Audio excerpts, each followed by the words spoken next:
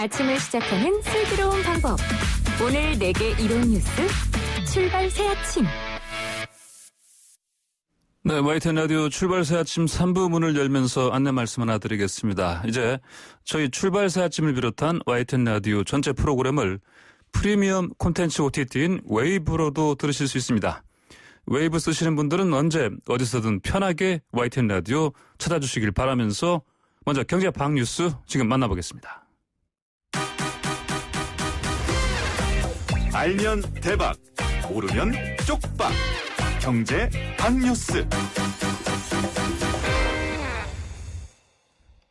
네, 복잡하고 어려운 경제 이야기를 쉽고 재미있게 풀어드리는 시간입니다. 알면 대박 경제 방 뉴스 참존경제연구소의 이일재 소장 만나봅니다. 안녕하십니까? 예, 안녕하세요. 네, OECD가 올해 우리나라 경제 성장률 37개 회원국 가운데 가장 높게 전망했네요. 그렇습니다. 이 궂은 날씨, 코로나로 심신이 필요한 우리에게 반가운 소식이 날아들었는데요. 경제협력개발기구 OECD가 올해 우리나라의 성장률 전망치를 상향 조정을 했습니다.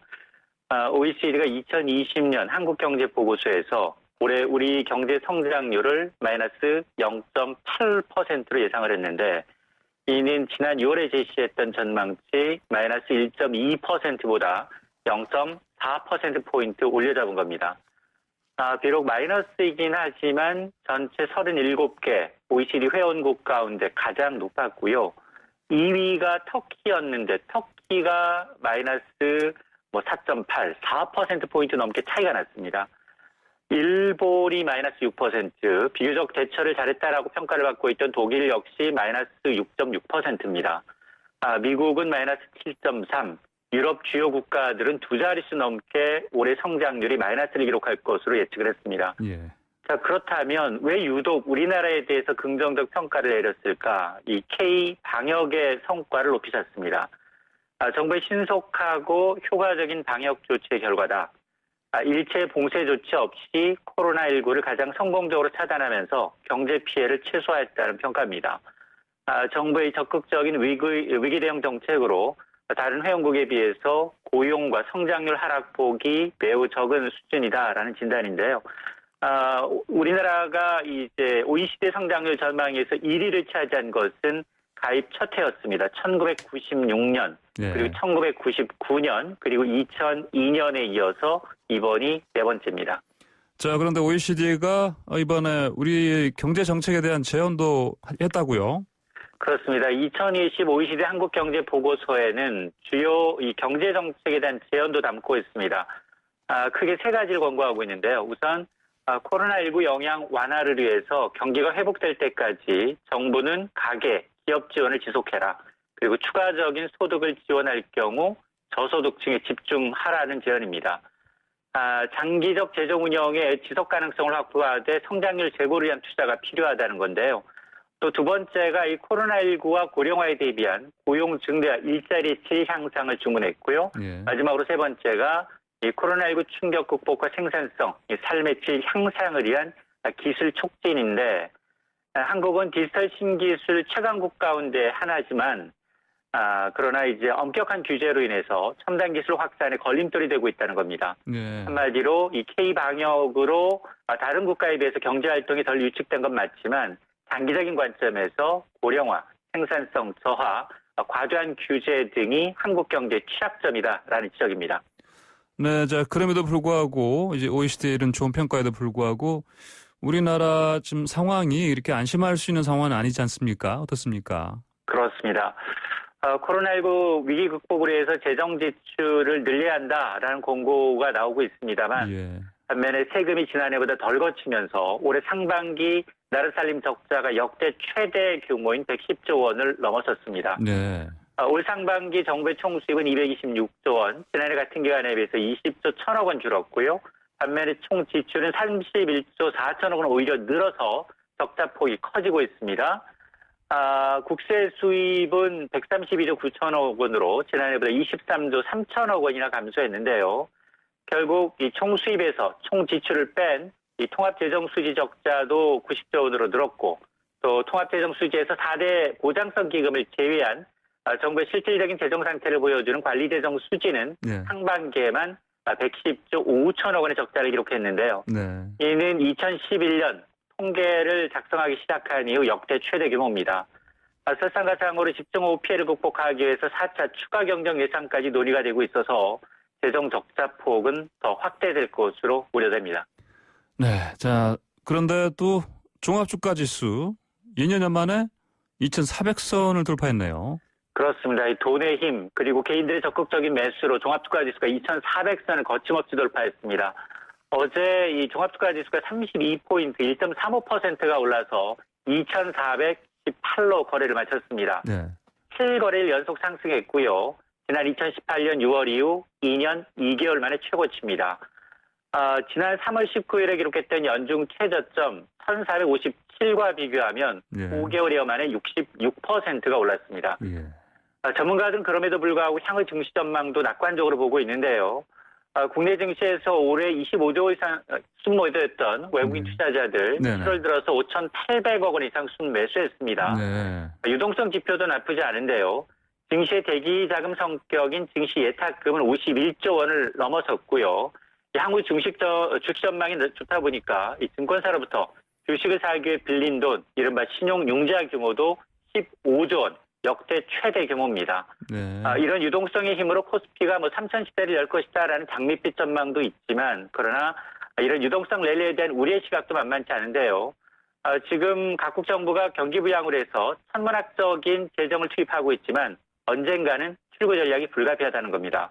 타이밍의 문제일 뿐 자산가치 버블은 커질 수밖에 없다.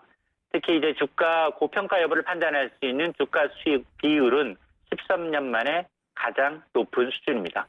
예, 이제 개인 투자자에서 외국인 순매수 쪽으로 이제 증시가 주도가 되는 모습이네요. 보니까 최근 달라진 것은. 네, 알겠습니다. 자, 오늘 말씀 고맙습니다. 고맙습니다. 네, 지금까지 참 좋은 경제연구소 이인철 소장이었습니다.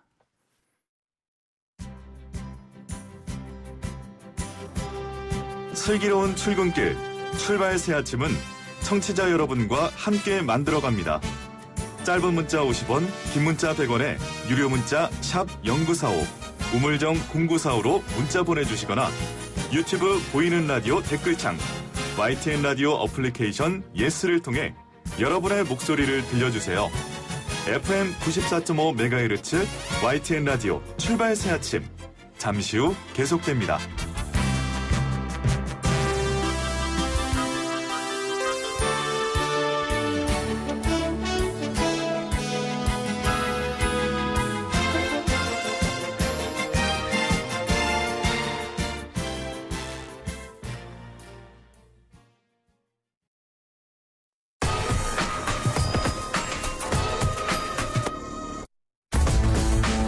백기정 2호선의 사건 와이파이.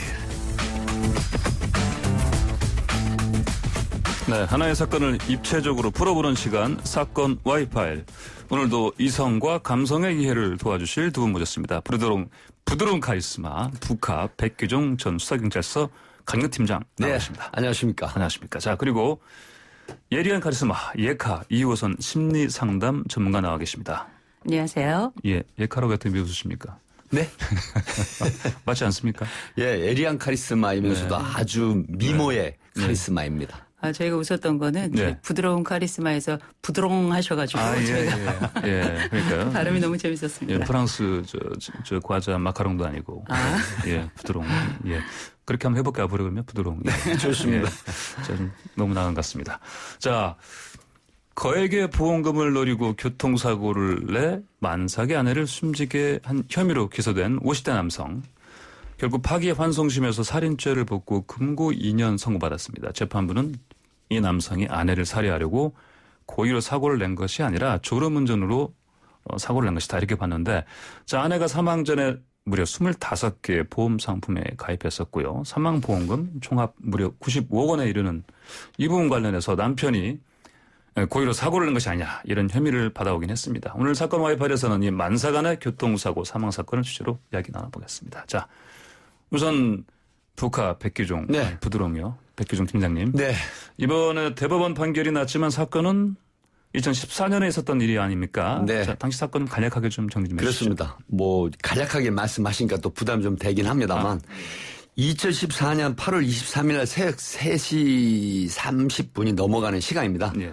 그러니까 경부고속도로 이제 그 천안 나들목에서 이 40대 그 당시에는 40대 이제 44세 남성이었어요. 예. 근데 24세 된 캄보디아인 이제 그 아내를 예.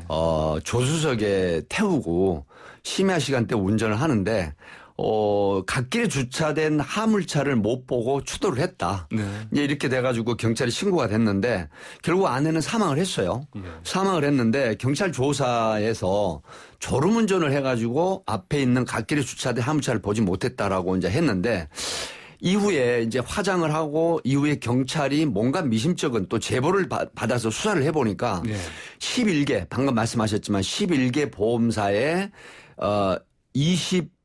그러니까 소위 말하면 95억 원 상당. 그러니까 예. 25가지의 보험, 11개 보험사 25가지 보험 95억 상당의 보험금을 수령할 수 있는 보험이 가입돼 있는 거예요. 예. 그래서 이제 이런 부분들에 수사를 해서 사실은 사망 2개월 전에 무려 30억 9천만 원 상당의 보험을 추가로 가입을 하는데 예.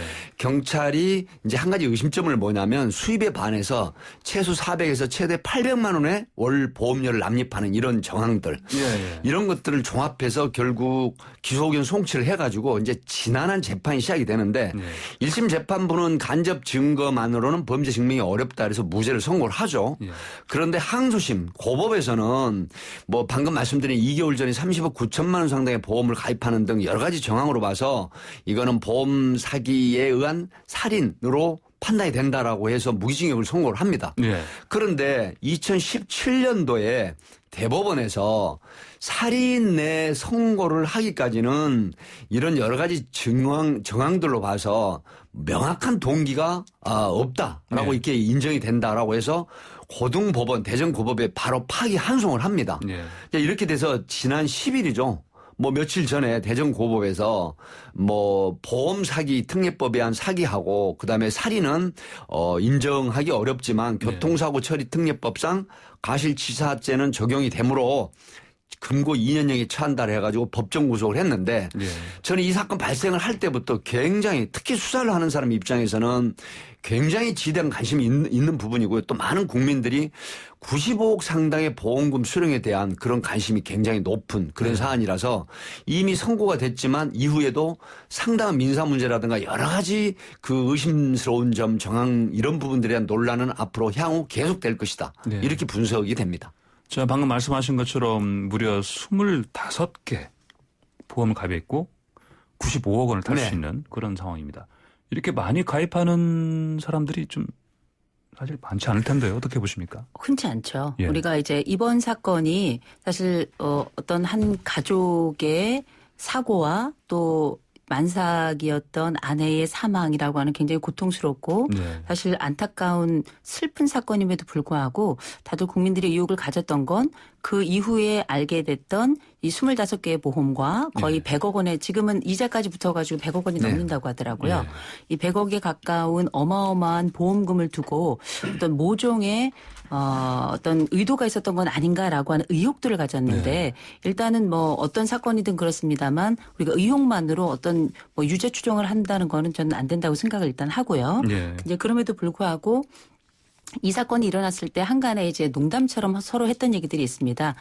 배우자를 두고 이렇게 과도한 생명보험을 많이 든다는 거는 일단 첫 번째는 배우자를 위해서 왜 드냐 뭐 이런 얘기도 있었고요. 예. 두 번째로는 너무 과도한 거는 의도가 있는 거 아니냐 뭐 이런 농담들이 좀 돌았습니다. 네. 근데 일단은 이 사건에서 특별히 보험료와 관련돼서 약간의 의혹이 있을 수 있는 것은 이 남편인 이 씨가 예. 알려진 거로는 그때 당시만 해도 한 뭐 월 1,000만 원 정도의 수입이 있었다고 알려져 있고요. 네. 그런데 한 달에 수입 대비 보험료 지급이 거의 한 400만 원 이상 될 정도로 네. 굉장히 많았고 특별히 사망사고가 발생하기 2, 3개월 전부터는 대출을 받아서 이 보험료를 낼 정도로 상황이 조금 안 좋았음에도 불구하고 이게 지속이 됐다는 거예요. 예. 근데 그럴 때는 이건 좀 약간 굉장히 낯선 장면이고 흔치 않은 일이고 이렇게 과도한 보험에 이렇게 과도한 보험료를 더군다나 아직 건강한 20대의 아내를 위해서 이렇게 많이 든다? 네. 이런 정황들이 조금 낯설고 이런 거에 따른 여러 상상 사항들이 나왔던 거죠. 네, 판결은 판결이고 정황상 상식적으로는 사실 납득하기 힘든 부분이긴 합니다. 자기 수입에 많았을 때 1,000만 원이라 했는데 월 그렇죠. 그게 절반 정도를 그렇게 보완을 되는 거는 추가로 조금 보완을 예. 드리면요. 30억 9천만 상당의 보험까지 합치면 그래서 제가 최소 네. 400에서 최대 800인데 예, 800만 원의 보험을 800만 원 납입을 했어요. 계속은 아니고 이제 네네. 그랬던 막 있었던 막바지. 거죠. 네네. 예, 예. 사고가 나기. 400에서 네. 800까지 올라간 보험료죠. 자, 그럼 경찰 입장에서는 여러 정황상 이렇게 봤을 때 네네. 보험금 노린 것 아니냐. 그래서 네. 수사를 했었고 네. 검찰에 송치까지 했습니다. 네. 구체적으로 어떤 점을 네. 집중해서 봤을까요? 네, 지금 굉장히 좋은 질문을 해 주셨는데요. 이게 지금 몇 가지 말씀을 드리면 첫 번째 새벽 3시에 심형 운전이잖아요. 새벽 3시. 그러면 임신 7개월의 아내를 당연히 네. 안전벨트를 매죠. 근데 안전벨트를 매지 않았어요. 그리고 임신 7개월 아내의 그 체내에서 뭐가 발견이 됐냐면 우리가 수면 유도제라는 졸피뎀 성분이 검출이 됐고요. 그다음에 이제 그 충돌 부위가 아내 조석 쪽에 거의 네. 거의 안에 조수석 쪽의 충돌이 굉장히 강하게 돼버린 거죠. 네. 그러니까 운전석 쪽이 아니고 그 부분이고 이 경찰은 이런 여러 가지 정황들인데 특히 수입에 비례해서 과도한 보험료 납입. 그러니까 우리 이호선 교수 말씀하셨지만 심지어 보험료를 납입하기 위해서 대출을 받아가지고 추가로 보험료를 납입했다는 사정들. 예. 그리고 아내 사망 그 사망 사고 2개월 전에 네. 무려 30억 9천만 원의 보험금을 추가로 수령할 수 있는 것을 이 과도하게 넣었다라고 하는 부분인데 과연 24세 정도 연령의 아내에게 95억에 아니 95억을 탈 수 있는 11개 보험사 25가지의 보험을 들 상당성이나 필요성이 있는지 네. 이제 이런 부분들이고 그다음에 이제 이분이 뭐 언론에 보도는 안 됐습니다만은 이 지금 그 초혼이 아니었어요. 네. 3번의 이혼 재혼을 겪은 이런 정황들 이런 어떤 가족관계 이런 부분들을 사실 그 시간 때문에 말씀 못 드리지만 이런 간접 증거들을 종합적으로 의견에 반영을 해서 기소 의견 검찰에 송치를 했던 것이죠.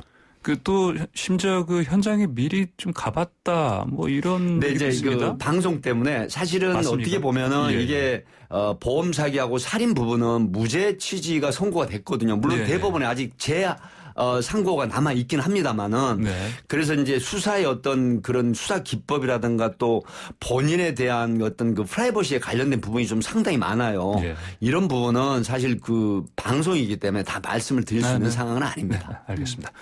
자, 여기서 잠깐 이 법원이 왜 살인죄 대신 말씀하신 대로 이제 교통사고 처리 특례법상 과실치사로만 죄를 물었는지 이 판결에 대한 법적인 내용 짚어보도록 하겠습니다. 김영미 변호사와 전화로 연결돼 있습니다. 김 변호사님 안녕하십니까? 네, 안녕하세요. 예. 자, 들으셨겠지만 대법원 판결에서 살인죄 인정하지 않았습니다. 판결 네. 내용 간단히 좀 설명 부탁드립니다. 네, 판결은 기본적으로 그 피고인에게 충분히 승부할 만한 살인의 동기가 있었는지, 예. 또 이게 범행 방법이 그 화물 차량 뒷부분을 정면으로 충돌한 거잖아요. 예. 그것과 관련해서 의문점을 해소할 만큼 충분히 그 설명이 됐는지, 그다음에 또 고의로 유발하였다고 볼 만한 과학적 근거가 충분한지에 대해서 치밀하고도 철저한 검증을 해야만 유죄로 인정해야 되지, 좀 약간 의심스러운 사정이 있다라고 네. 하면은 형사법의 대원칙이 있잖아요. 네. 의심스러울 때는 피고인의 이익으로라는 형사법의 대원칙상 네. 이 의문점이 해소되지 못했다라고 봐서 약간 무죄 취지로 인정합니다. 네. 자, 살인 혐의, 보험 사기 모두 무죄가 된 그 근거가 살인 범행 동기 부족이었습니다. 네. 하지만 보험금을 동기로 보지 않은 이유는 무엇으로 봐야 됩니까? 지금 과도한 보험금을 가입을 한 것에 대해서 약간 보험금이 동기가 됐을 만한 의심되는 상황은 있지만 네. 그게 과연 살해 동기가 될 수 있는지는 약간 부족하다고 봤는데 예. 그 이유가 뭐냐면 우리가 보통 보험을 목적으로 살해를 한다고 계획을 했다면 여러 가지 범행 방법을 궁리를 해서 가장 확실하게 사망의 결과를 달성할 수 있는 방법을 생각을 하잖아요. 보통 일반적으로. 예. 그러면 미리 교통사고를 위장하려고 했으면 미리 사전에 철저히 준비했을 텐데 이 범행 방법 자체가 이게 보험금을 목적으로 했다고 하기에는 또 경험칙상 납득하기 어렵다는 거예요.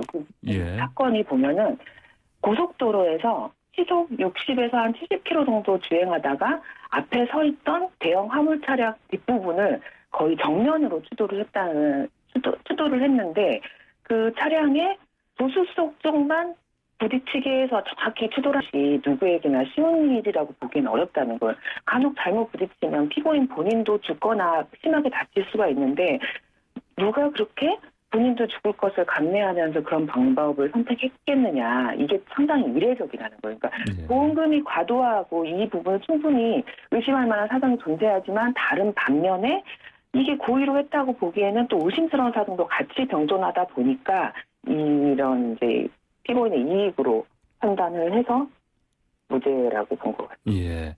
자, 그렇다면 과실치사죄로 금고 2년 선고가 났습니다. 네. 그러면 과연 또 해당 보험금 네. 이거 다 수령 받는 상황인가요? 어떻게 봐야 됩니까? 그렇죠. 보험금은 이제 고의로 보험사기나 고의로 사고를 유발했을 때 보험금이 지급 거절되도록 되어 있는데 예. 이제 교통사고가 과실치사죄는 지금 교통사고로 인한 거잖아요. 예, 과실치사는 고의가 아닌 네, 거죠. 그렇죠. 네, 그렇다 보니까 보험금이 이대로 확정이 된다면 네. 보험금이 지급될 수밖에 없습니다. 네, 그렇지만 또 이 형사와 민사에선 다를 수 있다. 예를 들면 소송이 별도로 진행될 수 있다. 이런 얘기도 있습니다.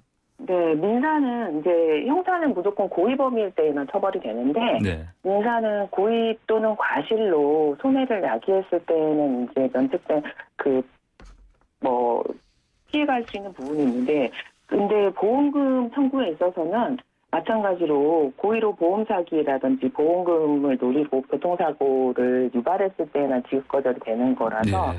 사실 형사 판결이 이대로 확정된다고 하면 민사상으로도 네. 피고인이 이길 가능성이 매우 크다고 볼 수 있습니다. 네. 민사 상황에서 피고인이 네. 이길 가능성이 높다. 이런 말씀하셨습니다. 네. 네, 오늘 말씀 여기까지 듣겠습니다. 감사합니다. 네, 감사합니다. 지금까지 김영미 변호사였습니다. 자, 우리 북하께서는 의견이 좀 다르신 것 같습니다. 예. 그 김영미 변호사님 이제 말씀 네. 잘 들었고요. 네. 지금 보험사에서 이 변액 종신 보험에 대한 것 때문에 네. 사실 이 보험이 이제 그 폐기가 돼 버렸어요. 근데 보험사에서는 이것 때문에 이제 그 소위 말하면 대항 그 조치를 하고 있거든요. 네. 그래서 이제 이런 상황, 여러 가지 정황상으로 봐서 과연 민사적으로 이게 형사처럼 승소를 할 것인가 하는 부분은 논란이 되고 있는데요. 지금 보험업계 전문가들 얘기는 이 보험금이 전액 지급되기는 상당히 어려울 것이다. 이렇게 보고 있습니다. 왜 그러냐면 민사관계라고 하는 부분은 어쨌든 형사재판하고 다르거든요. 그러니까 아까 김 변호사도 말씀하셨지만 설령 가실점이나 어떤 정황상의 의문점이 있으면은 민사관계에서는 사실 원고 쪽에 손을 들어주는 경우가 상당히 많아요. 왜냐하면 의심스러운 정황 이런 부분들이 결국 목적이 뭐냐 돈이라는 거죠. 네. 이런 부분 때문에 재판이 진행돼봐야 알겠지만 이런 부분에 대해서는 현재 민사가 과연 95억 상당 그러니까 100억이 가까운 돈이 지급되기는 현실적으로 불가능할 것이다 정도의 보험업계 네. 전문가들의 의견입니다. 네, 알겠습니다. 네. 자, 그러면 우리 약하께서는 이제 아내가 임신한 상태에서 이른바 그냥 한마디로 말해서 수면제를 먹었습니다. 네네. 근데 임신 중에 이런 약 먹는 게 사실은 납득이 되지 않는 상황 아닙니까? 그렇죠. 의심이 가는 부분을 볼 수 있지 않겠어요? 우리가 의심 여부를 떠나서 보통 예. 임신을 하게 되면 임신에 보시지 않는다 하더라도 예. 과일도 예쁜 것만 먹거든요. 예. 흠나한 거 먹지 않는다 이런 얘기는 가장 좋고 아름다운 것으로 생명을 준비한다 이런 의미로 우리가 태교의 일환으로 우리가 임신 과정에서 주의할 것들을 이제 손가락으로 꼽아가면서 지키게 되는데 예.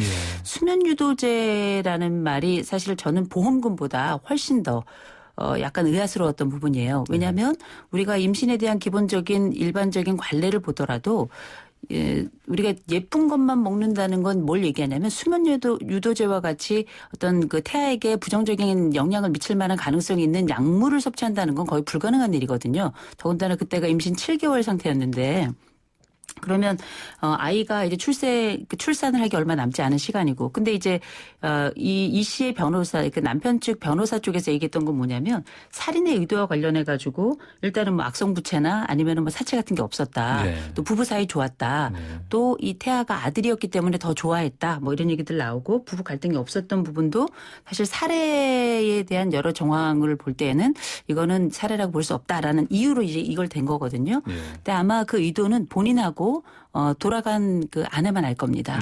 네. 안타까운 일이긴 한데 정황만으로 우리가 어떤 걸 얘기할 수 없고 간접 증거만으로 확정을 할 수는 없습니다만 분명히 억울한 사람이 있지 않을까 싶습니다. 예, 아까 하시는 우리 김 변호사 연결했을 때 이 차가 정면 충돌이라고 하긴 하시는 충돌이 네. 하시는 정확히 말하면 추돌 뒤에서 그렇죠. 들이받은 추돌이죠. 거고요. 네. 그리고 받은 부위가 네. 완전히 그냥 전체가 아니었고 네, 말씀하신 조석 조석적입니다. 네, 굉장히 많은. 그래서 사실은 저도 차지했죠. 이전에 그런 사례를 상당히 많이 봤습니다. 무슨 네네. 말씀이냐면 네. 고의적 사고는 아니었겠지만 하필 조수석에서 이제 사람이 본능적으로 이렇게 핸들을 틀 때 네. 자기가 살기 위해서 네. 본능적으로 핸들을 트는데 그러면 자기는 안 부딪히는데 조수석 쪽에서 사고를 당한 경우 상당히 많았었거든요. 그렇습니다. 근데 이제 이런 점으로 봤을 때 사실도 의심해볼 그렇죠. 수 있는 대목이 아닌가 이런 생각이 좀 듭니다. 이제 사실 그 예. 정황이라고 하는 부분은요. 이제 예. 강력 사건에 있어서 특히 살인 사건 같은 경우는 네. 이게 직접 증거가 없으면 아까 우리 김 변호사님 말씀하셨지만은 피고인의 불리한 점에 있어서는 피고인의 이익으로라는 대명제가 있죠. 예, 그리고 피고인의 이제 이익이요. 법관의 예. 자유심증주의라든가 이런 부분이 있고요. 또 하나 이제 말씀을 드리면 사실 이게 보면 형소법에 어떤 조항이냐면 불리한 정황이라든가 증명력이 확실하지 않은 경우에는 이 유죄를 선고하기 어려운 조항이 형소법에 이제 정해져 있거든요. 예. 그런데 이 지금 유사한 사례가 하나 있어요. 제가 소개를 드리면 네. 혹시 그 이호선 교수님 인천 낙지 살인 사건이라고 연명된 알죠. 사건 아시죠? 예. 요거 좀 소개를 드리면 이게 상당히 유사한 사례예요. 어떤 거냐면 2010년 4월 19일 날이죠. 이것도 역시 새벽 3시 30분입니다. 인천의 모텔에 22세 된 여성과 34세 된 남성이 투숙하기 전에 근처에 있는 낙지집에 가서 아니 연인이 모텔에 들어갈 때 낙지를 먹고 싶으면 보통 낙지를 이렇게 칼로 잘 이렇게 조리를 해서 달라고 하거든요. 근데 통낙지 그러니까 몇만 원어치를 사면서 일부는 잘라서 달라고 요구를 하는데 이 남성이 산채로 통낙지를 달라고 합니다. 그래서 이걸 가지고 이제 모텔에 투숙을 하게 되죠. 네. 그래서 투숙을 했는데 새벽에 3시 30분쯤에 프런트로 전화가 옵니다. 예. 무슨 전화가 오느냐. 지금 같이 투숙한 여자친구가 호흡이 곤란해가지고 생명이 이독하다라고 해서 119 신고를 해달라고 해요. 그래서 이제 프런트에 있는 남자 직원이 뛰어 올라가지고 신고를 하고 보니까 구급대 직원이 도착을 할 때까지 보는데 낙지가 산채로 있고 그다음에 여성은 이미 상당히 호흡곤란 상태로 있는데 심폐소생술을 합니다. 근데 결국은 구급대가 심폐소생술을 하고 병원에 이송을 했는데 며칠 후에 사망을 하게 돼요. 예. 근데 이때 여러 가지 이제 재판에 논란이 되는 부분이 있었죠. 왜 그러냐면 전문가들은 낙지로 인한 기도 폐쇄로 인한 사망으로 보기 어렵다는 전문가 증언도 있었고요. 예. 그다음에 이제 어떤 게 드러났냐면 이 사건하고 똑같은 상황이에요. 95억의 보험금을 수령할 수 있었잖아요. 근데 이 남성이 22세 된 여성의 가족이 아니에요. 법적으로. 연인 관계이고 사귄 것도 얼마 안 됐고. 예. 뭐 나중에 밝혀진 거지만 또 다른 여성들이 꽤 있었다라고 해요. 사귀는 여성들이. 그런데 수익자를 누구를 했냐면 보험금 2억 원의 보험금을 짧은 기간에 본인 앞으로 해놓은 거예요. 근데 이것도 그 변조나 이조의 정황이 있었다라는 거죠. 그런데 결국 대법원에서 이게 어떻게 됐냐면 1심에서는 반대로 됐어요. 유죄, 그 다음에 항소심에서 이제 무죄, 대법원에서 무죄가 확정이 된 거예요. 예. 그리고 보험금은 누가 가져갔느냐? 가족도 아닌 그 짧은 기간에 사귀었던 남자친구 34세 된 남성이 네. 보험금 2억을 수령해 이억원 갔어요. 수령이었어요. 네. 근데 이런 부분들도 그 당시 굉장히 논란이 됐었는데 물론 그 재판이라고 하는 부분은 법관이고 또 전문적인 자유심증주의 법과 양심에 따라 판결하지만 예. 수사를 하는 사람의 상당수 많은 사람들이 의심이라든가 정황상 이런 문제가 있다라고 볼 때 과연 그게 모두 억울한 죽음을 당했다라는 피해자 입장에서 만약에 억울한 죽음을 당했다라고 했을 때는 과연 그 한을 누가 풀어주고 그 어려움을 누가 풀어줄 것인가 하는 부분에 대해서는 한 번 좀 다시 되새겨봐야 될 게 아닌가 싶습니다. 어떻게 보십니까? 그러니까 이런 정황이 보통 우리가 왜 법적 정의와 상식적 정의가 다르다 이런 얘기를 하는데 네. 물론 뭐 결과는 최종적으로 나와봐야 알 겁니다. 이제 마지막으로 판결이 난 건 아니기 때문에 다만 이제 1심에서 무죄 판결이 났을 때 이 씨가 바로 가가지고 보험금 청구를 하고 물론 우리가 이런 과정이 부당하다고 볼 수 없어요. 정당한 행위를 한 거가 맞긴 합니다만 과연 우리가 이 과정에 누군가 이 아내와 돌아간 그 태아를 위해서 누군가 슬퍼했었을까? 그들을 위해서는 누가 그 장례나 그 모든 과정에 함께 했을까? 그 남은 가족에 대한 위로는 어떻게 됐을까? 저는 거기에 좀 관심이 많았고요. 그리고 특별히 우리 아까 민사하고 형사가 좀 다르다고 말씀하셨는데 민사 차원에서 뭐 말씀하셨던 그 인천 낙지 사건도 그렇고 2012년에 있었던 뭐 의자매 그 독초 자살 방조 사건 같은 경우도 실제 보험료를 다 받지는 못했어요. 예. 그래서 뭐 일부 아주 소액을 받은 걸로 지금 제가 기억하고 있는데 그런 사건들을 통해서 민사와 형사가 구분된다 하더라도 그렇다고 해서 억울함이 해소되는 건 아니거든요. 네. 누가 더 억울한지는 사실 판결이 나봐야 알겠습니다만 법의 판결과 또 실제 사건이 가지고 있는 그 이면의 진실은 좀 다를 수도 있을 것 같아서 말씀하신 대로 과연 우리가 이런 부분에 있어서 법이 이런 사실 조명이 현재 어렵다면 나중에라도 이게 또 콜드 케이스가 되더라도 나중에라도 이런 어려움이나 혹은 억울함은 꼭 풀어야 되지 않겠나 싶은 생각이 듭니다. 예, 이제 제가 그 앞에 예를 들었지만 형사소송법 제207조 2항에 보면 범죄 사실의 인정을 합리적 의심 없을 정도 증명에 이르러야 한다라는 규정이 있습니다. 그리고 말씀드렸지만 자유심증주의라든가 그다음에 의심스러울 때는 피고인의 이익으로라고 하는 거 있고요. 다만 이런 게 있죠. 법관도 우리 이런 그 법원들이 많잖아요. 심증은 가는데 그러니까 심증은 가요. 근데 물증이 의심스럽다. 이러면 무죄 선고를 할 수밖에 없거든요. 그래서 저는 이런 말씀을 드리고 싶어요. 과연 억울하게 진짜 억울하게 돌아가셨다라는 예를 든다면 그 피해자의 원혼은 누가 풀어줄 것인가. 그렇다면 여기에서 되짚어 봐야 될 교훈은 뭐냐면 자, 이 법원에서 법관의 심증을 움직이는 건 누구냐면 바로 검사입니다. 검사. 수사도 경찰이 하지만 공소를 유지하는 건 검사거든요. 그럼 검사가 좀 더 철저한 수사를 해서 좀 더 진화된 그런 수사 기법이라든가 법관의 심증을 움직일 수 있는 그런 수사를 절치부심을 해야 돼요. 이번 사건이나 납치 사건도 마찬가지예요. 대법원에서 최종적으로 뭐가 이번도 그 고법에다 파기환송한 이유는 살인에 이르게 하는 증명력이 부족하다, 희박하다 이거예요. 그렇다라고 하면 만약 진짜 억울한 죽임을 당했다라고 하면 이 사람이 무죄를 받았다라고 했을 때 그 억울함에 누가 과연 해소를 시켜줄 것인지. 그리고 우리가 지금 상당히 많은 200만 정도가 외국인이 지금 우리나라에 살고 있거든요. 그리고 동남아 쪽 그 여성들이 한국 농촌 특히 농촌에 신랑들하고 결혼을 하는데 여러 가지 문제를 야기하고 있잖아요. 잘 사는 분도 있지만. 그런데 이국 정 먼 땅으로 와가지고 결혼해서 아이까지 임신한 분이 만약에 예를 들어서 억울한 죽임을 당했는데 이게 무죄가 됐다고 했을 때는 이런 부분을 우리가 전혀 생각을 하지 않으면 안 되거든요. 앞에 윤효성 교수 말씀에 저는 굉장히 공감하는 이유가 만약에 억울한 죽음이었다면 그분의 언언 그다음에 뱃속에 있는 7개월 된 그 아이의 죽음은 과연 누가 보상을 하고 달래줄 것인가.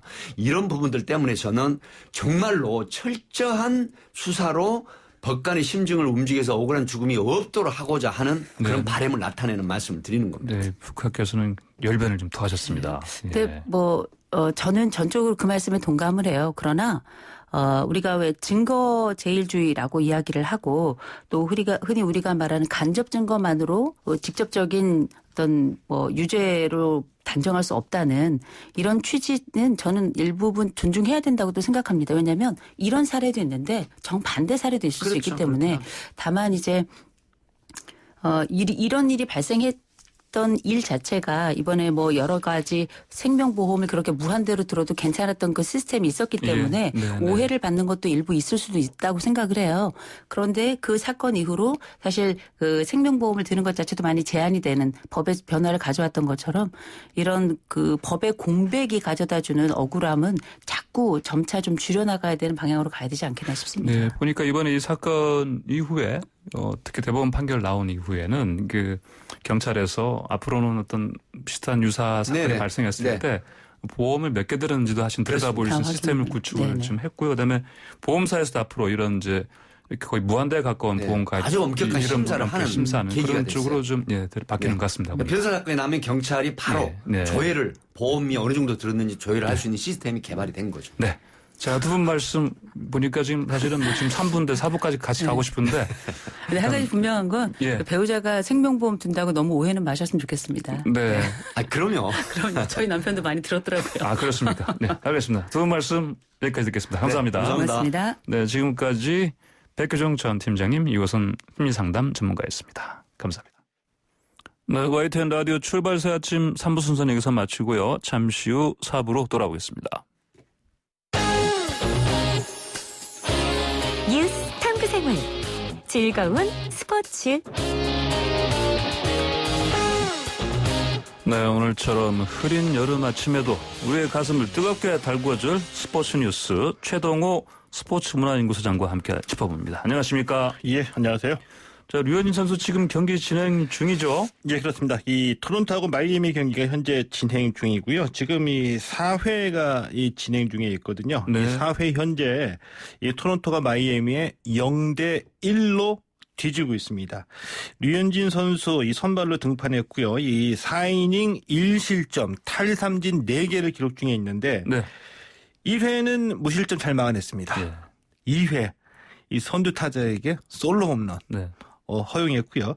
이 3회 무실점으로 막아냈고 조금 전에 이제 4회 초가 끝났는데 4회도 네. 무실점으로 막아냈습니다. 네. 한 점 차기 때문에 이 토론토 타자들이 얼마나 도와주느냐에 네. 따라서 승리 투수가 될 수도 있고 예. 안 될 수도 있는 그런 상황입니다. 이거 저 계속 방송 지켜보는 사람 많겠습니다. 예.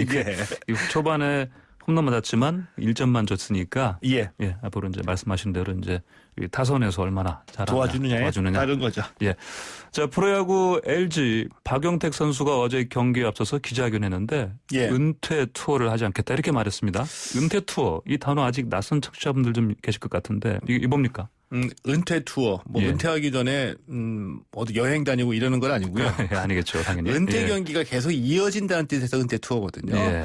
기록할 만한 선수, 우리의 마음속에 남은 선수가 은퇴하기 직전에 네. 프로야구가 10개 팀이잖아요. 네. 그러니까 10개 구장에서 모두 은퇴식을 치르는 겁니다. 네. 근데 이 홈 구단이 그 경기를 주관하거든요. 네, 네. 그러니까 우리 선수가 아니라 상대 팀 9개 팀에서도 전부 다 이 선수에 대한 예우를 네. 해준다는 점에서 굉장히 명예스러운 일이라고 할 수가 있는 거죠. 예. 우리나라에서는 2017년에 이승엽 선수가 은퇴할 때 네. KBO가 주관을 해가지고 은퇴 투어를 치러줬고요. 예.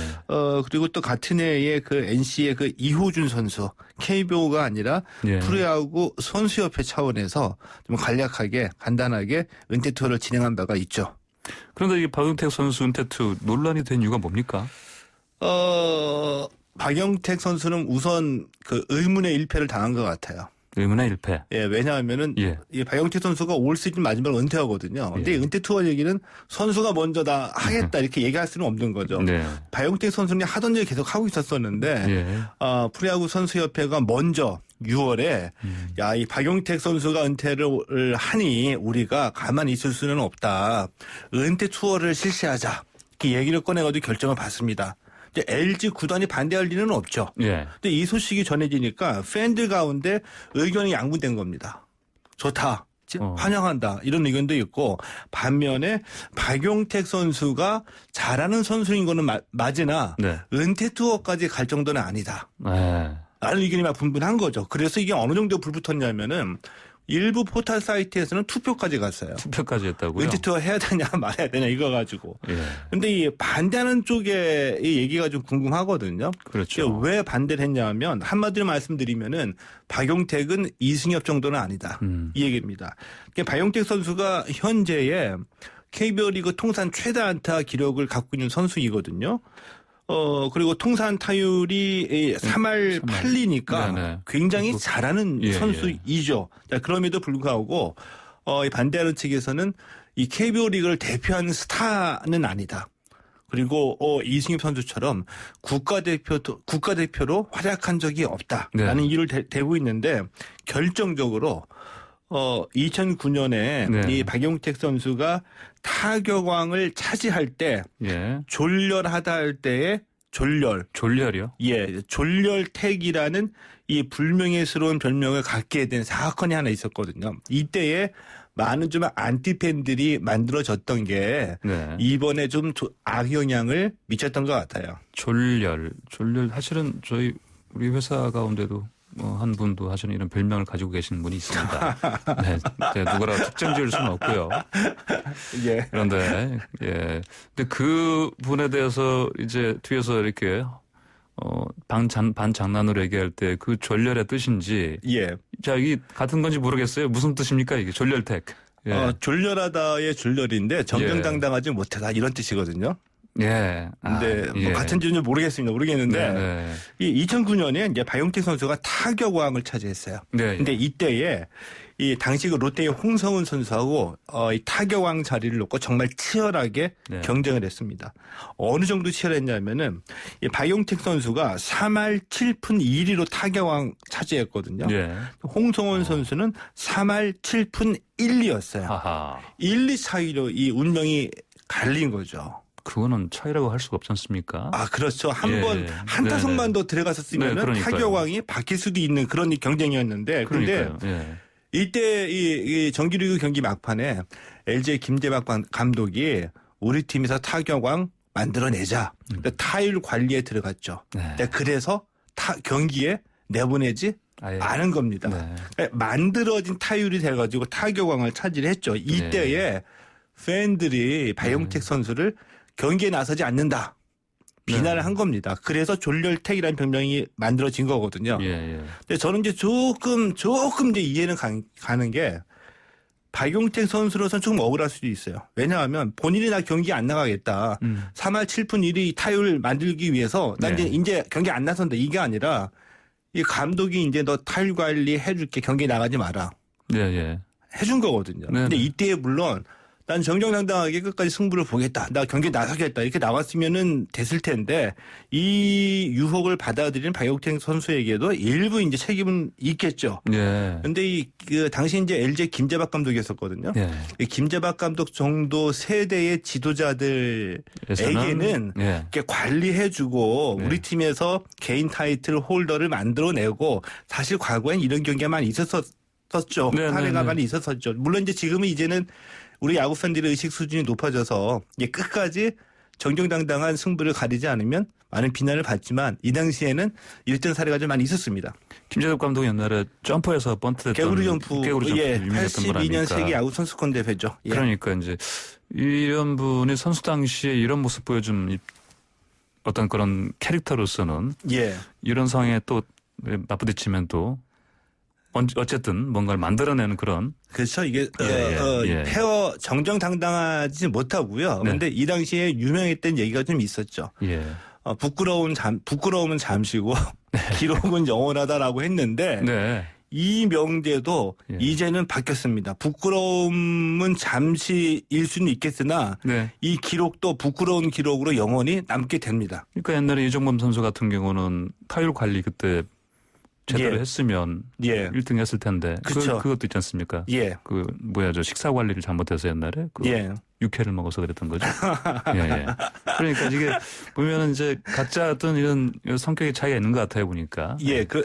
그런데 이 스포츠 대명제에서 기록 관리를 위해서 자기가 타율이나 평균 자책점 투수 같은 경우에 잘 나왔을 때 이 경기에 나서지 않는 거 이거 누가 인정을 해주겠습니까?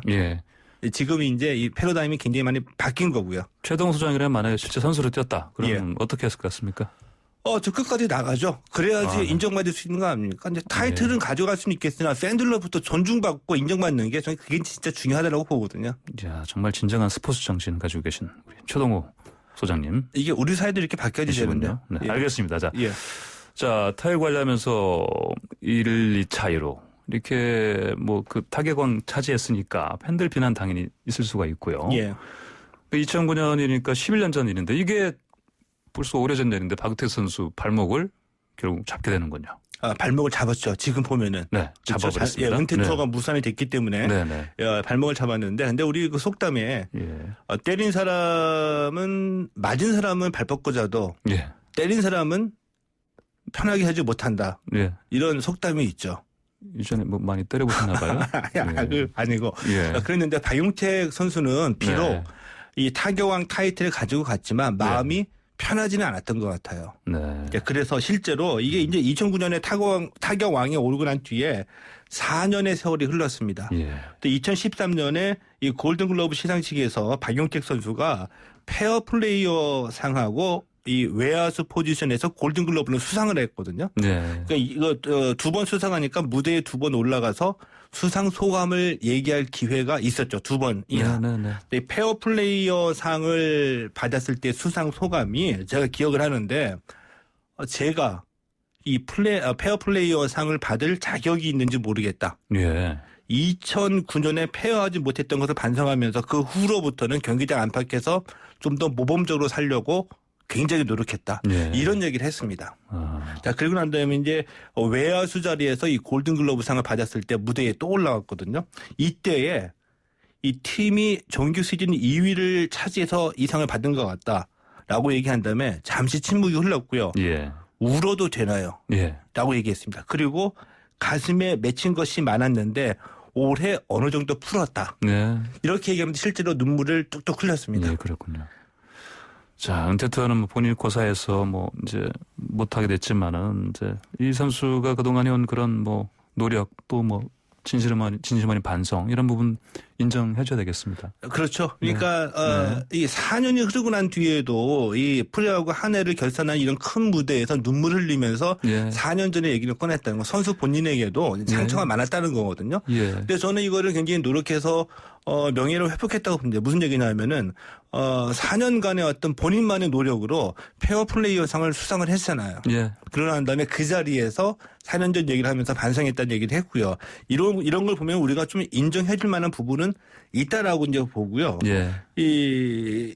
그리고 이 은퇴 투어라는 게 이제 어제 본인이 경기 시작하기 전에 기자들과의 만남에서 내가 이제 고사를 하겠다라고 얘기를 했는데 이 은퇴 투어가 무산은 됐지만 이번 논란을 통해서 박영택 선수에 대한 새롭게 조명받을 수 있는 기회는 됐기 때문에 얻은 것도 있다라고 보는 거죠. 네, 알겠습니다. 오늘은 스포츠 소식 잘 들었습니다. 감사합니다. 고맙습니다. 네, 지금까지 최동호 스포츠문화연구소장이었습니다.